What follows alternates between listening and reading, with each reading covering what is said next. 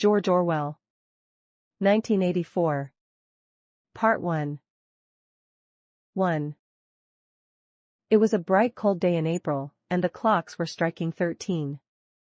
Winston Smith, his chin nuzzled into his breast in an effort to escape the vile wind, slipped quickly through the glass doors of Victory Mansions, though not quickly enough to prevent a swirl of gritty dust from entering along with him. The hallway smelt of boiled cabbage and old rag mats. At one end of it a colored poster, too large for indoor display, had been tacked to the wall. It depicted simply an enormous face, more than a meter wide, the face of a man of about 45, with a heavy black mustache and ruggedly handsome features. Winston made for the stairs. It was no use trying the lift. Even at the best of times it was seldom working, and at present the electric current was cut off during daylight hours. It was part of the economy drive in preparation for Hate Week.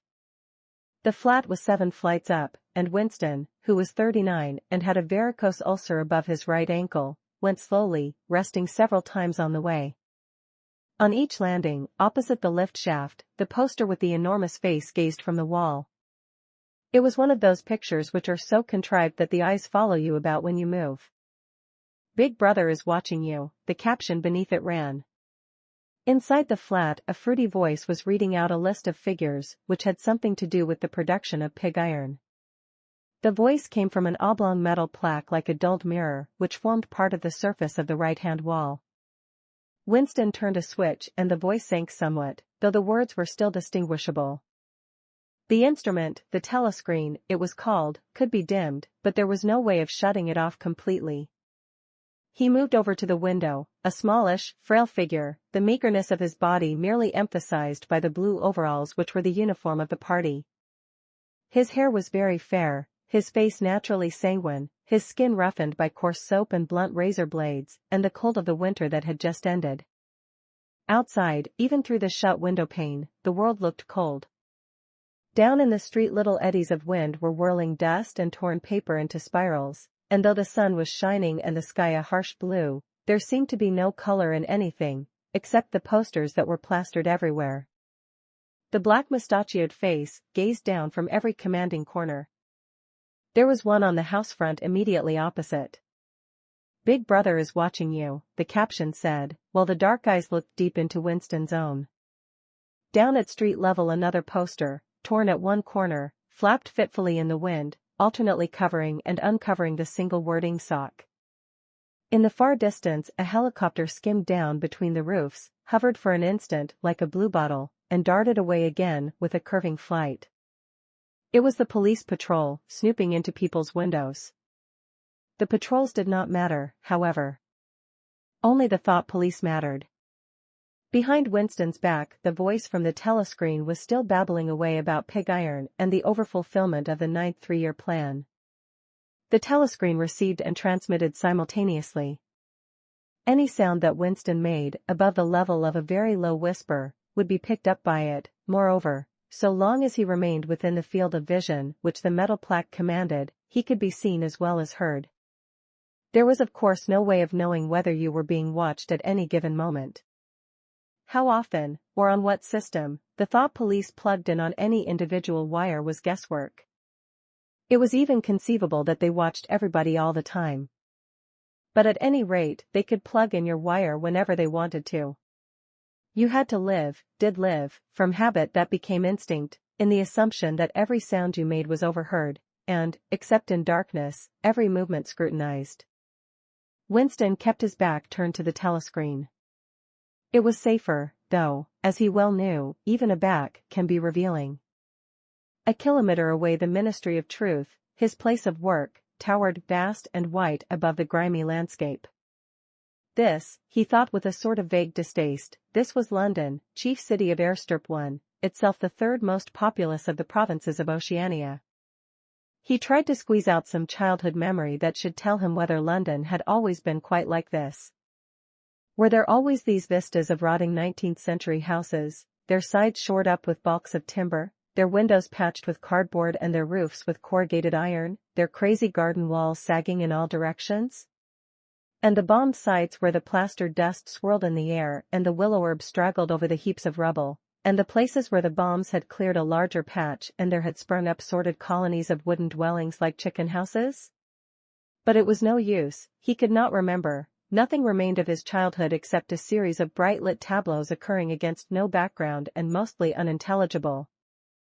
The Ministry of Truth, Mini True, in Newspeak, 1, was startlingly different from any other object in sight. It was an enormous, pyramidal structure of glittering white concrete, soaring up, terrace after terrace, 300 meters into the air. From where Winston stood it was just possible to read, picked out on its white face in elegant lettering, the 3 slogans of the party. War is peace. Freedom is slavery. Ignorance is strength. The Ministry of Truth contained, it was said, 3,000 rooms above ground level, and corresponding ramifications below. Scattered about London there were just 3 other buildings of similar appearance and size.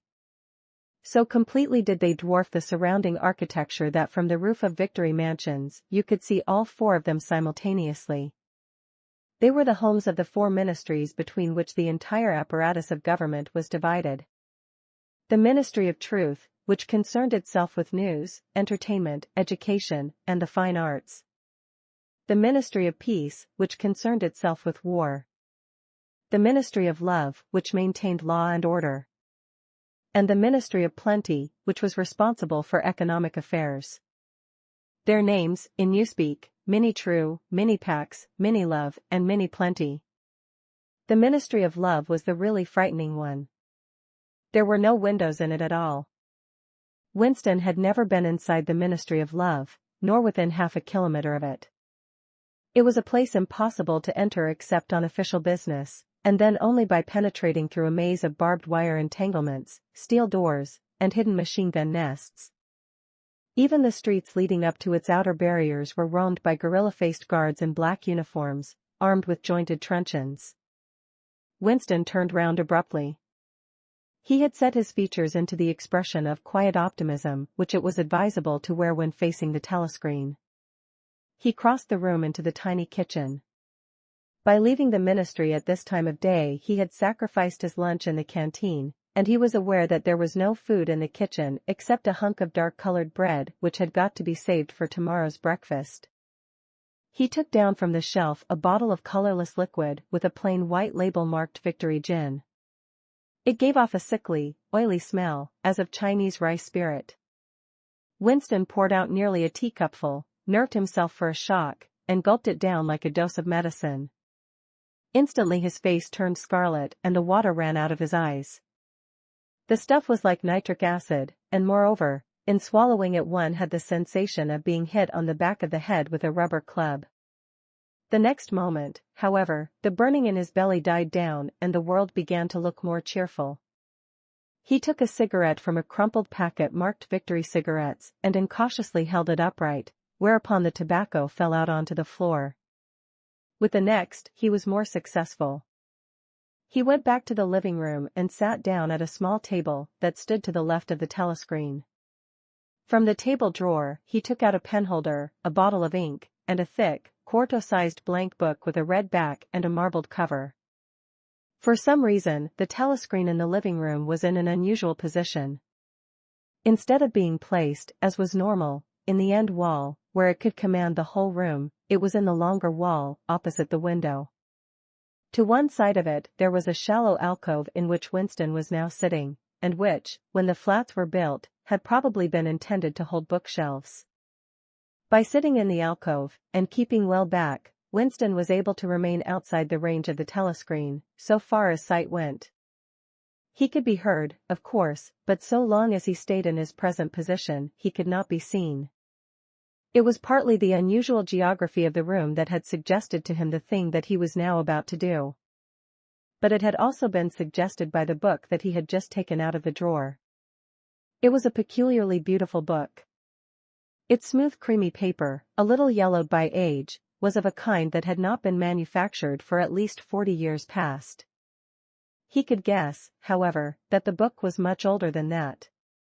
He had seen it lying in the window of a frowsy little junk shop in a slummy quarter of the town, just what quarter he did not now remember, and had been stricken immediately by an overwhelming desire to possess it. Party members were supposed not to go into ordinary shops, dealing on the free market, it was called, but the rule was not strictly kept, because there were various things, such as shoelaces and razor blades, which it was impossible to get hold of in any other way. He had given a quick glance up and down the street and then had slipped inside and bought the book for $2.50. At the time he was not conscious of wanting it for any particular purpose. He had carried it guiltily home in his briefcase. Even with nothing written in it, it was a compromising possession. The thing that he was about to do was to open a diary. This was not illegal, nothing was illegal, since there were no longer any laws, but if detected it was reasonably certain that it would be punished by death, or at least by 25 years in a forced labor camp. Winston fitted a nib into the penholder and sucked it to get the grease off. The pen was an archaic instrument, seldom used even for signatures, and he had procured one, furtively and with some difficulty, simply because of a feeling that the beautiful creamy paper deserved to be written on with a real nib instead of being scratched with an ink pencil. Actually, he was not used to writing by hand. Apart from very short notes, it was usual to dictate everything into the speakwrite, which was of course impossible for his present purpose. He dipped the pen into the ink and then faltered for just a second. A tremor had gone through his bowels. To mark the paper was the decisive act.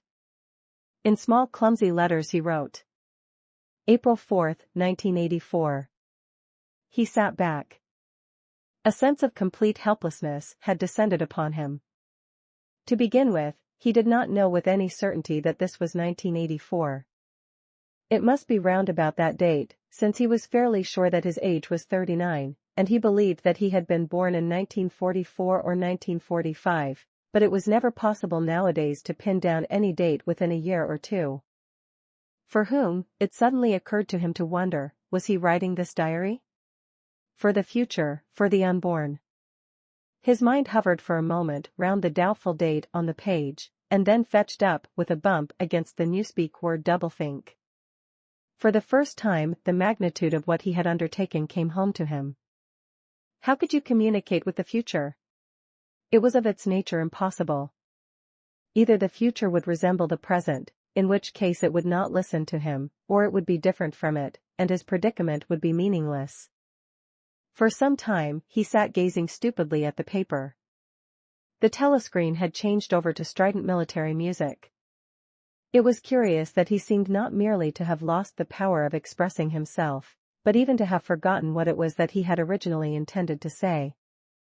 For weeks past he had been making ready for this moment, and it had never crossed his mind that anything would be needed except courage. The actual writing would be easy. All he had to do was to transfer to paper the interminable restless monologue that had been running inside his head, literally for years. At this moment, however, even the monologue had dried up. Moreover, his varicose ulcer had begun itching unbearably. He dared not scratch it, because if he did so it always became inflamed. The seconds were ticking by. He was conscious of nothing except the blankness of the page in front of him, the itching of the skin above his ankle, the blaring of the music, and a slight booziness caused by the gin. Suddenly he began writing in sheer panic, only imperfectly aware of what he was setting down. His small but childish handwriting straggled up and down the page, shedding first its capital letters and finally even its full stops. April 4, 1984. Last night to the flicks. All war films. One very good one of a ship full of refugees being bombed somewhere in the Mediterranean. Audience much amused by shots of a great huge fat man trying to swim away with a helicopter after him. First you saw him wallowing along in the water like a porpoise, then you saw him through the helicopter's gun sights, then he was full of holes and the sea round him turned pink and he sank as suddenly as though the holes had lead in the water, audience shouting with laughter when he sank.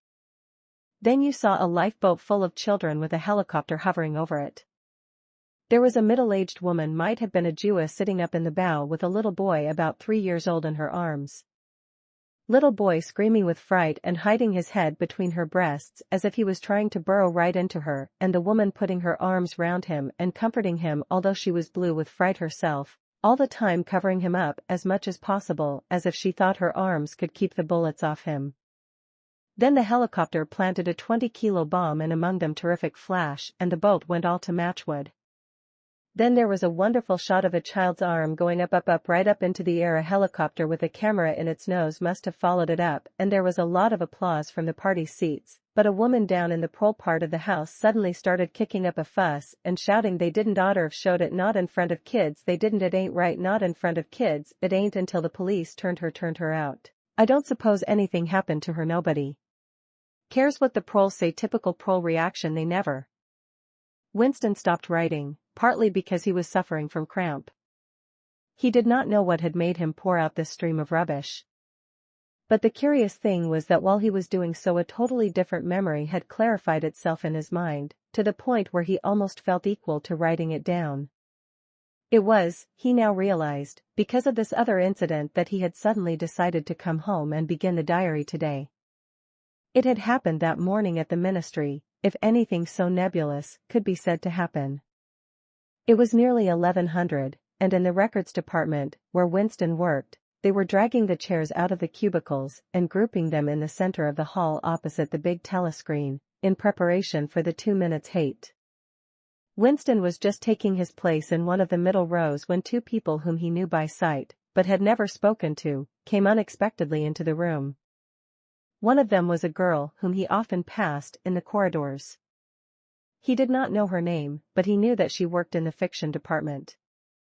Presumably, since he had sometimes seen her with oily hands and carrying a spanner, she had some mechanical job on one of the novel-writing machines.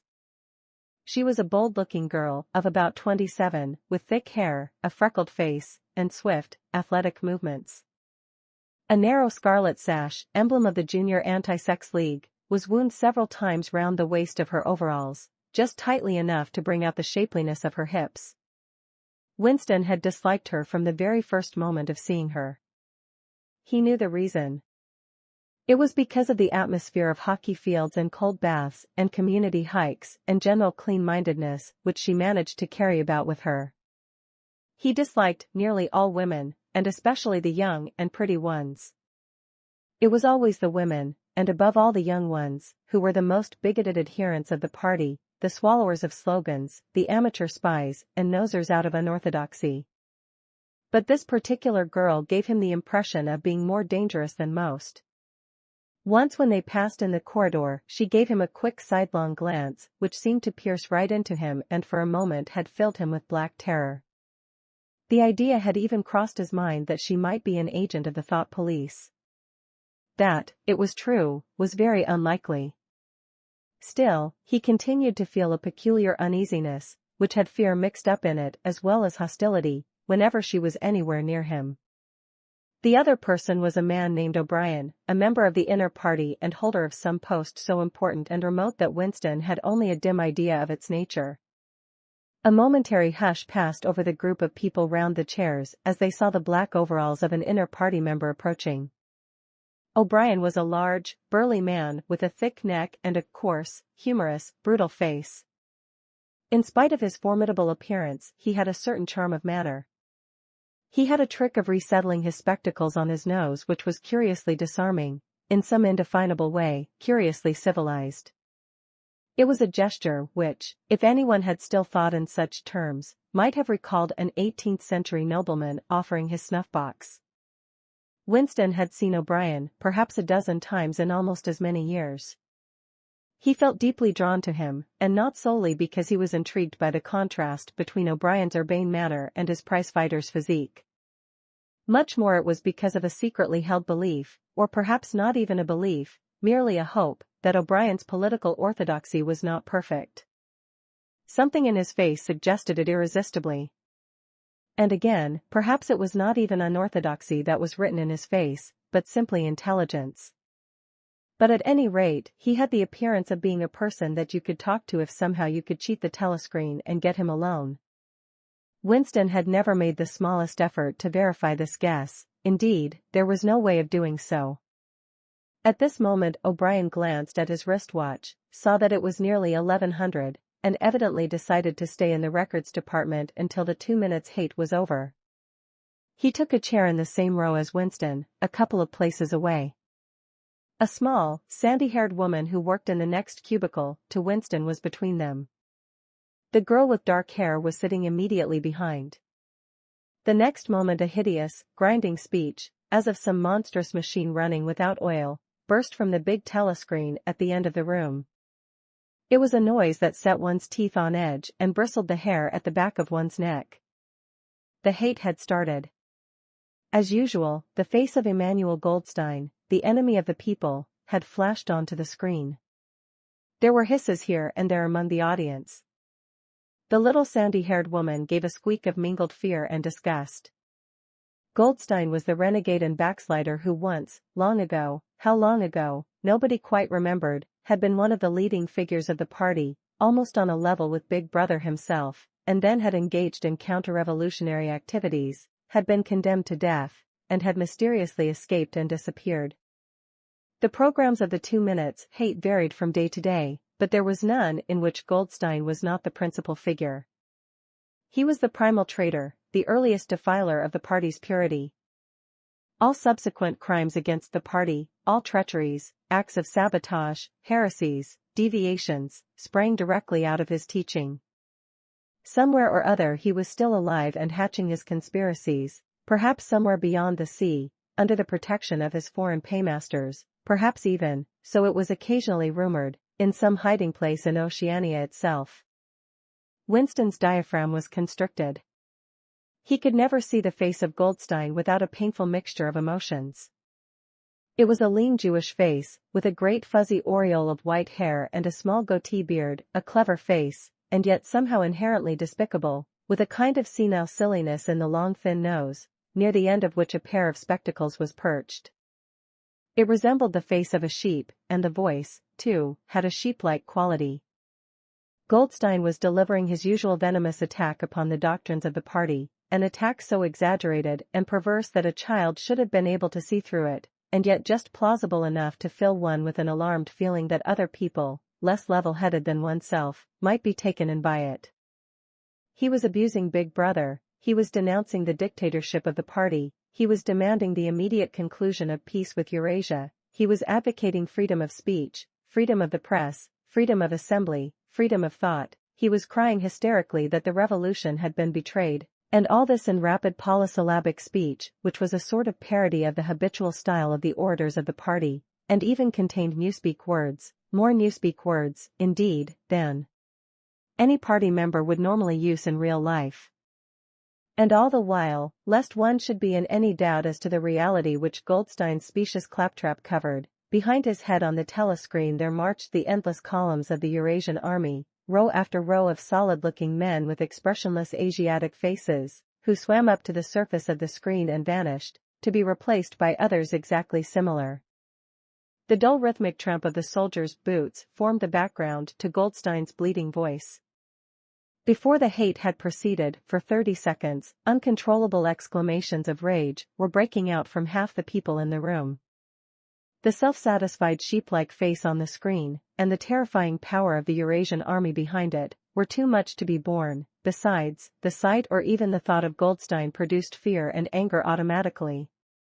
He was an object of hatred more constant than either Eurasia or East Asia, since when Oceania was at war with one of these powers it was generally at peace with the other.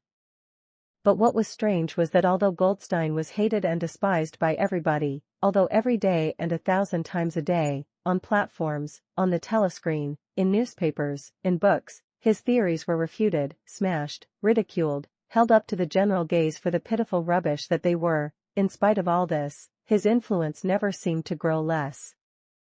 Always there were fresh dupes waiting to be seduced by him.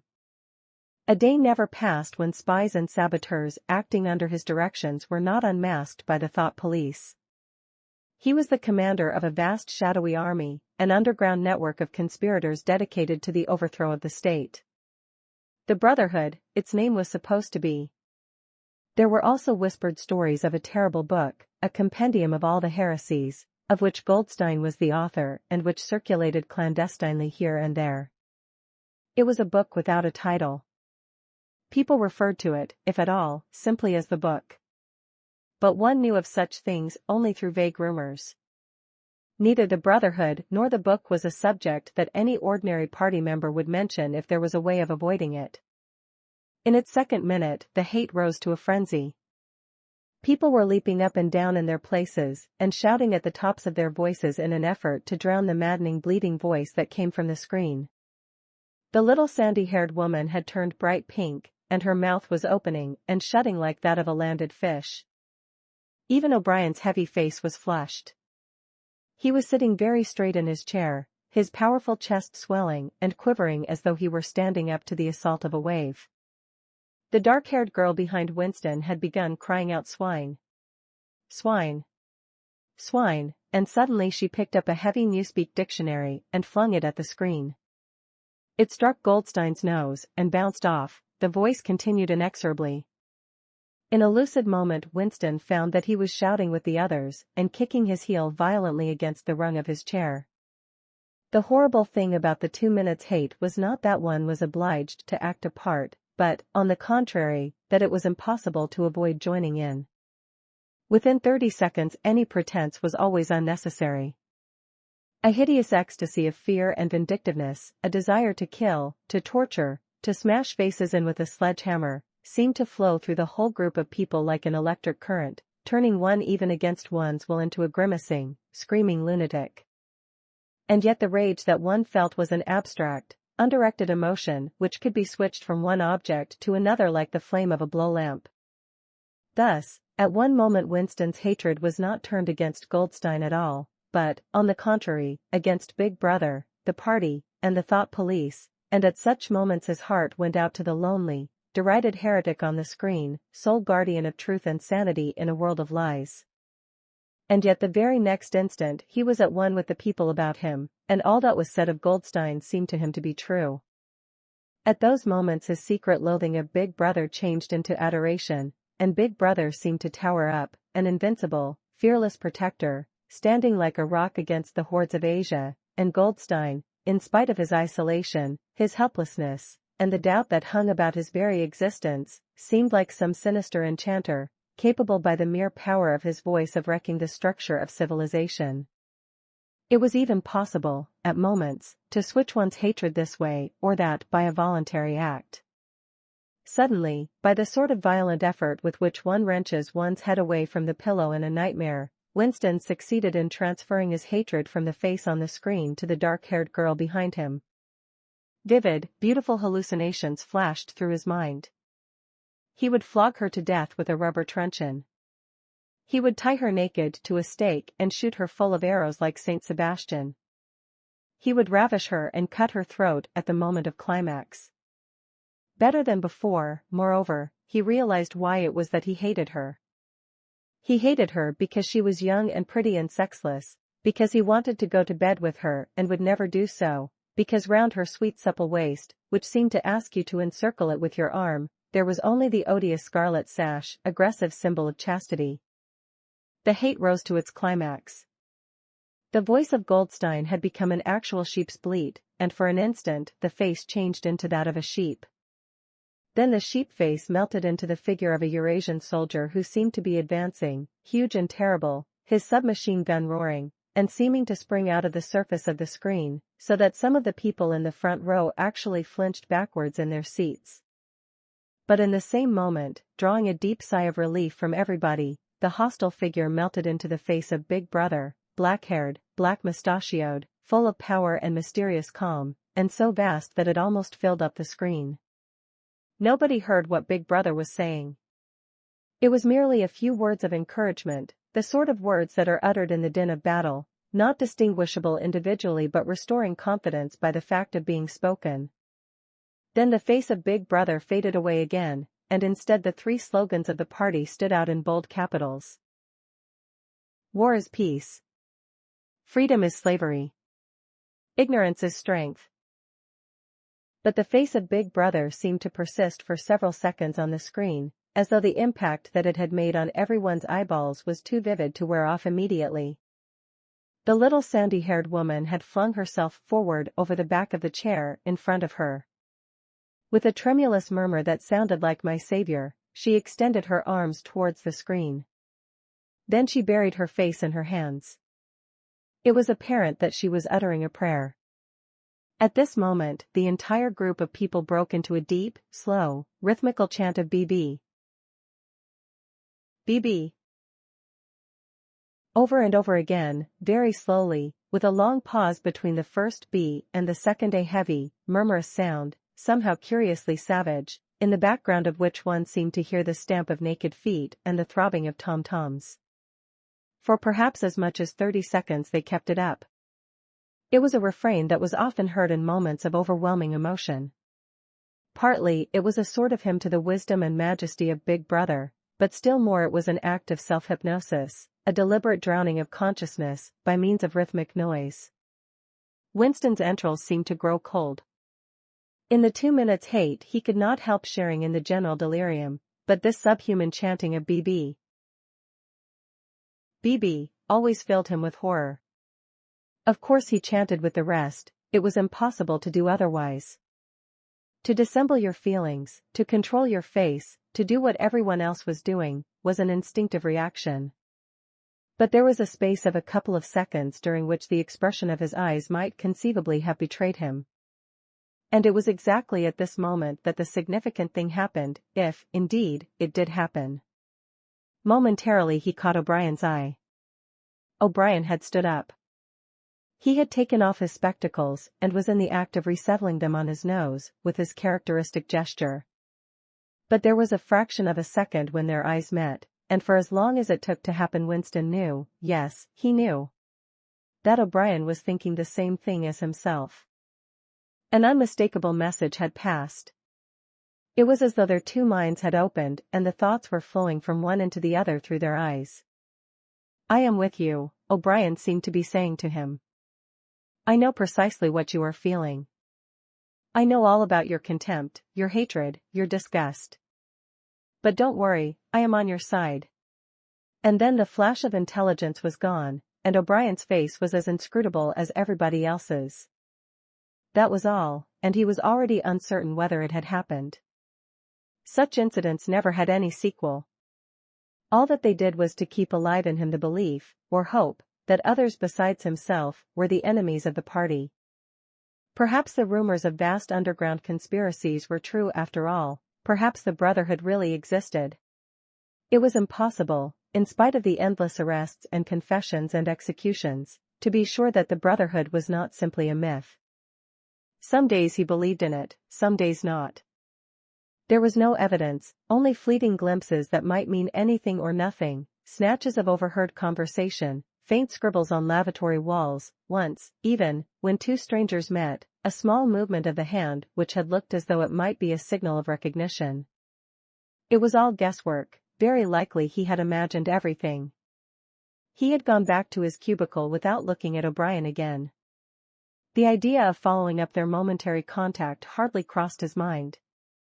It would have been inconceivably dangerous even if he had known how to set about doing it.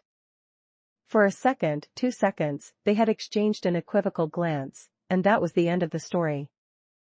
But even that was a memorable event, in the locked loneliness in which one had to live. Winston roused himself and sat up straighter. He let out a belch. The gin was rising from his stomach.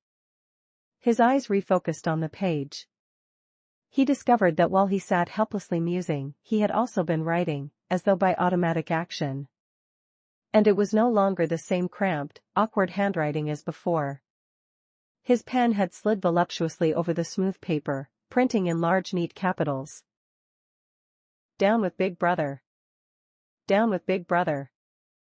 Down with Big Brother. Down with Big Brother. Down with Big Brother. Over and over again, filling half a page. He could not help feeling a twinge of panic. It was absurd, since the writing of those particular words was not more dangerous than the initial act of opening the diary, but for a moment he was tempted to tear out the spoiled pages and abandon the enterprise altogether. He did not do so, however, because he knew that it was useless. Whether he wrote down with Big Brother, or whether he refrained from writing it, made no difference. Whether he went on with the diary, or whether he did not go on with it, made no difference. The thought police would get him just the same. He had committed, would still have committed, even if he had never set pen to paper, the essential crime that contained all others in itself. Thought crime, they called it. Thought crime was not a thing that could be concealed forever. You might dodge successfully for a while, even for years, but sooner or later they were bound to get you. It was always at night, the arrests invariably happened at night. The sudden jerk out of sleep, the rough hand shaking your shoulder, the lights glaring in your eyes, the ring of hard faces round the bed. In the vast majority of cases there was no trial, no report of the arrest. People simply disappeared, always during the night. Your name was removed from the registers, every record of everything you had ever done was wiped out, your one-time existence was denied and then forgotten. You were abolished, annihilated, vaporized was the usual word. For a moment he was seized by a kind of hysteria. He began writing in a hurried untidy scrawl. They'll shoot me, I don't care, they'll shoot me in the back of the neck I don't care down with Big Brother, they always shoot you in the back of the neck I don't care down with Big Brother. He sat back in his chair, slightly ashamed of himself, and laid down the pen. The next moment he started violently. There was a knocking at the door. Already. He sat as still as a mouse, in the futile hope that whoever it was might go away after a single attempt. But no, the knocking was repeated. The worst thing of all would be to delay. His heart was thumping like a drum, but his face, from long habit, was probably expressionless. He got up and moved heavily towards the door.